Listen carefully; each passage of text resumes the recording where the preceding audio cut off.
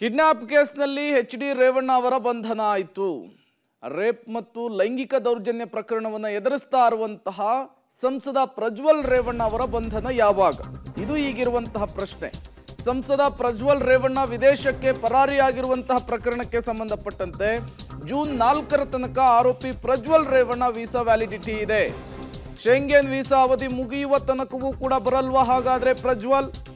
ಅದಕ್ಕೂ ಮುನ್ನವೇ ವಾಪಸ್ ಆಗಿ ತನಿಖೆಯನ್ನ ಎದುರಿಸ್ತಾರ ಪ್ರಜ್ವಲ್ ರೇವಣ್ಣ? ಯುರೋಪಿಯನ್ ದೇಶಗಳಲ್ಲಿ ಪ್ರಜ್ವಲ್ ಇರುವ ಬಗ್ಗೆಯೇ ಮೂಲಗಳು ಮಾಹಿತಿಯನ್ನು ಕೊಡ್ತಾ ಇರುವಂತಹದ್ದು. ನೋಡಿ, ಈಗಾಗಲೇ ಒಂದು ಕಡೆ ಲುಕೌಟ್ ನೋಟಿಸ್ ಜಾರಿ ಆಗಿದೆ, ಮತ್ತೊಂದು ಕಡೆ ಬ್ಲೂ ಕಾರ್ನರ್ ನೋಟಿಸ್ ಅನ್ನು ಕೊಡಲಾಗಿದೆ. 180ಕ್ಕೂ ಹೆಚ್ಚು ದೇಶಗಳಲ್ಲಿ ಬ್ಲೂ ಕಾರ್ನರ್ ನೋಟಿಸ್ ಜಾರಿ ಆಗ್ತಾ ಇದ್ದ ಹಾಗೆ ಆರೋಪಿಯ ಚಲನವಲನವನ್ನ ಪತ್ತೆ ಹಚ್ಚುವಂತಹ ಕೆಲಸವನ್ನ ಇಂಟರ್ಪೋಲ್ ಮಾಡ್ತಾ ಇದೆ. ಒಂದು ವೇಳೆ ಪ್ರಜ್ವಲ್ ರೇವಣ್ಣ ಅವರ ಚಲನವಲನದ ಬಗ್ಗೆ ಮಾಹಿತಿ ಸಿಕ್ಕರೆ ತತ್ಕ್ಷಣಕ್ಕೆ ಅವರನ್ನು ಅರೆಸ್ಟ್ ಮಾಡುವಂತಹ ಕೆಲಸ ಆಗುತ್ತೆ. ಬಟ್ ಇಲ್ಲಿ ಕಹಾನಿ ಮೇ ಟ್ವಿಸ್ಟ್ ಅನ್ನೋ ರೀತಿಯಲ್ಲಿ ಜೂನ್ 4ರ ತನಕ ಪ್ರಜ್ವಲ್ ರೇವಣ್ಣ ಅವರ ವೀಸಾ ವ್ಯಾಲಿಡಿಟಿ ಇದೆ.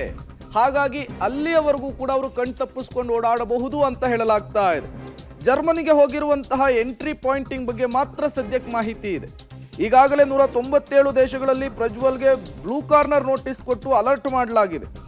ದೇಶ ಬಿಟ್ಟು ಇನ್ನೊಂದು ದೇಶಕ್ಕೆ ಹೋದ್ರೆ ಮಾತ್ರ ಪಾಸ್ಪೋರ್ಟ್ ಎಂಟ್ರಿ ಆಗುತ್ತೆ. ಬ್ಲೂ ಕಾರ್ನರ್ ನೋಟಿಸ್ ಅಲರ್ಟ್ ಆದ ಮೇಲೆ ಯಾವುದೇ ದೇಶವನ್ನ ಬಿಡದಿದ್ರೆ ಕಷ್ಟ ಕೂಡ ಎದುರಾಗುತ್ತೆ. ಹಾಗಾಗಿ ಪ್ರಜ್ವಲ್ ರೇವಣ್ಣ ಇರುವಂತಹ ಸ್ಥಳವನ್ನ ಟ್ರೇಸ್ ಮಾಡಲಿಕ್ಕೆ ಹರಸಾಹಸ ಪಡಬೇಕಾದಂತಹ ಪರಿಸ್ಥಿತಿ ನಿರ್ಮಾಣವಾಗಿದೆ. ನೋಡಿ, ಈಗಾಗಲೇ SIT ಅಧಿಕಾರಿಗಳು CBIಯನ್ನ ಸಂಪರ್ಕ ಮಾಡಿ ಅಲ್ಲಿಂದ ಇಂಟರ್ಪೋಲ್ಗೆ ಮಾಹಿತಿ ಕೊಟ್ಟು ಬ್ಲೂ ಕಾರ್ನರ್ ನೋಟಿಸ್ ಅನ್ನು ಜಾರಿ ಮಾಡಿದ್ದಾರೆ. ಬ್ಲೂ ಕಾರ್ನರ್ ನೋಟಿಸ್ ಜಾರಿ ಮಾಡಿದ್ರು ಕೂಡ ಪ್ರಜ್ವಲ್ ಅವರ ಕುರುಹು ಪತ್ತೆ ಆಗ್ತಾ ಇಲ್ಲ. ಬ್ಲೂ ಕಾರ್ನರ್ ನೋಟಿಸ್ ಬಳಿಕ ರೆಡ್ ಕಾರ್ನರ್ ನೋಟಿಸ್ ಪ್ರಕ್ರಿಯೆ ಜಾರಿಗೊಳಿಸಲಾಗುತ್ತೆ.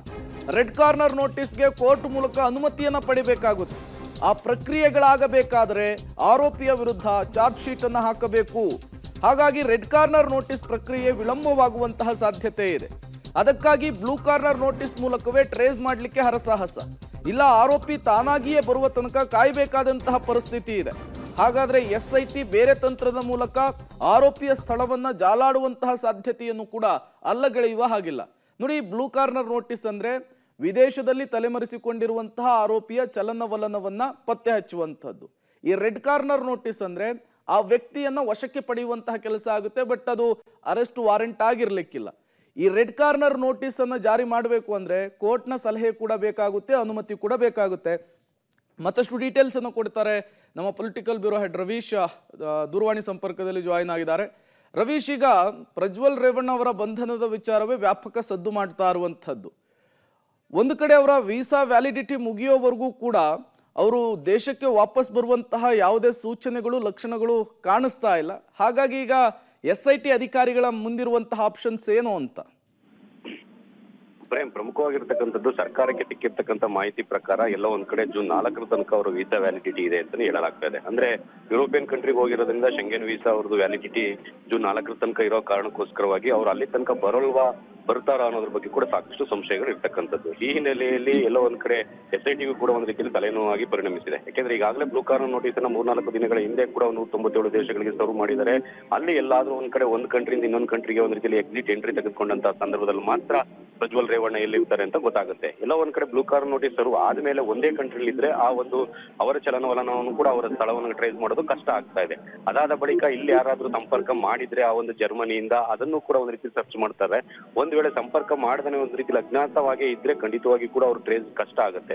ಈ ಹಿನ್ನೆಲೆಯಲ್ಲಿ ಮುಂದಿನ ಕ್ರಮಗಳನ್ನು ಕೂಡ ತೆಗೆದುಕೊಳ್ಬೇಕಾದ್ರೆ ಒಂದ್ ರೀತಿ ಸಾಕಷ್ಟು ವಿಳಂಬ ಆಗುತ್ತೆ. ಯಾಕೆಂದ್ರೆ ರೆಡ್ ಕಾರ್ನರ್ ನೋಟಿಸ್ ಕೊಡಬೇಕು ಅಂದ್ರೆ ಮೊದಲು ಆ ವ್ಯಕ್ತಿ ಟ್ರೇಸ್ ಆಗ್ಬೇಕಾಗುತ್ತೆ. ಟ್ರೇಸ್ ಆದ ಬಳಿಕ ಆ ವ್ಯಕ್ತಿ ಅಲ್ಲಿದ್ದಾನೆ ಅಂತ ಹೇಳದಂತ ಸಂದರ್ಭದಲ್ಲಿ ಕೋರ್ಟ್ನ ಅನುಮತಿಯನ್ನು ಕೂಡ ಪಡೆದುಕೊಳ್ಬೇಕಾಗುತ್ತೆ. ಕೋರ್ಟ್ನ ಅನುಮತಿಯನ್ನು ಪಡೆಯಬೇಕಾದ್ರೆ ಒಂದ್ ರೀತಿಯಲ್ಲಿ ಚಾರ್ಜ್ ಶೀಟ್ ಅನ್ನ ಆರೋಪಿ ಮೇಲೆ ಹಾಕ್ಬೇಕಾಗುತ್ತೆ. ಆರೋಪಿ ಮೇಲೆ ಕೆಲ ಇರ್ತಕ್ಕಂಥ ಪ್ರಕರಣವನ್ನು ಕೂಡ ಒಂದ್ ರೀತಿಯಲ್ಲಿ ಆ ಸಂದರ್ಭದಲ್ಲಿ ಕೋರ್ಟ್ನ ಗಮನಕ್ಕೂ ಕೂಡ ತರಬೇಕಾಗುತ್ತೆ.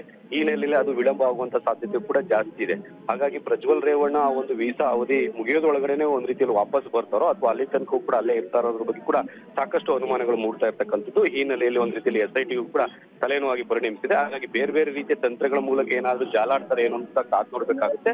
ಯಾಕೆಂದ್ರೆ ಇಲ್ಲಿ ಇರ್ತಕ್ಕಂಥವರ ಸಂಬಂಧಿಕರಾಗಿರ್ಬೋದು, ಫ್ರೆಂಡ್ಸ್ ಆಗಿರ್ಬೋದು, ಯಾರಿಗಾದ್ರೂ ಏನಾದ್ರು ಬೇರೆ ರೀತಿಯ ಮೂಲಕ ಏನಾದ್ರು ಸಂಪರ್ಕ ಮಾಡಿ ಕಾಲ್ ಮಾಡಿದಾರ ಅನ್ನೋದ್ರ ಬಗ್ಗೆ ಕೂಡ ಟ್ರೇಸ್ ಮಾಡುವಂತ ಕೆಲಸ ಕೂಡ ನಡೀತಾ ಇದೆ. ಒಟ್ಟಾರೆಯಾಗಿ ಇಷ್ಟು ದಿನಗಳ ಕಾಲ ಏನ್ ಸರ್ಕಸ್ ನಡೀತಾ ಇದೆ, ಪ್ರಜ್ವಲ್ ರೇವಣ್ಣ ಎಲ್ಲಿದ್ದಾರೆ ಏನು ಅನ್ನೋದ್ರ ಬಗ್ಗೆ ಕೂಡ ಇನ್ನೂ ಕೂಡ ಸುಳಿವು ಸಿಕ್ಕಿಲ್ಲ ಅಂತಾನೂ ಕೂಡ ಹೇಳಲಾಗ್ತಾ ಇದೆ. ಹಾಗಾಗಿ ಮುಂದಿನ ಕ್ರಮಗಳ ಬಗ್ಗೆ SIT ಒಂದು ರೀತಿಯಲ್ಲಿ ತೆಗೆದುಕೊಳ್ಳುವಂತ ಚಾನ್ಸಸ್ ಜಾಸ್ತಿ ಇರುತ್ತೆ Prem. Okay, thank you Ravish ತಮ್ಮೆಲ್ಲ ಮಾಹಿತಿಗಾಗಿ. ಎಚ್ ಡಿ ರೇವಣ್ಣ ಅವರ ಬಂಧನ ಆಯಿತು. ಪ್ರಜ್ವಲ್ ರೇವಣ್ಣನವರನ್ನು ಬಂಧಿಸಲಿಕ್ಕೆ, ಅವರನ್ನು ವಿಚಾರಣೆಗೆ ಒಳಪಡಿಸೋದಕ್ಕೆ SIT ತೀವ್ರ ಕಸರತ್ತನ್ನು ನಡೆಸ್ತಾ ಇದೆ. ಏನೇ ಕ್ರಮಗಳನ್ನು ವಹಿಸಿದ್ರು ಕೂಡ ಬಟ್ ಪ್ರಜ್ವಲ್ ರೇವಣ್ಣ ಅವರು ಕೈಗೆ ಸಿಗ್ತಾ ಇಲ್ಲ. ನೋಡೋಣ SIT ಈ ವಿಚಾರದಲ್ಲಿ ಏನೆಲ್ಲ ಕ್ರಮಕ್ಕೆ ಮುಂದಾಗುತ್ತೆ, ಹೇಗೆ ಅವರನ್ನು ತನಿಖೆಗೆ ಒಳಪಡಿಸುತ್ತೆ, ಅರೆಸ್ಟ್ ಮಾಡುತ್ತೆ ಅನ್ನೋದನ್ನು.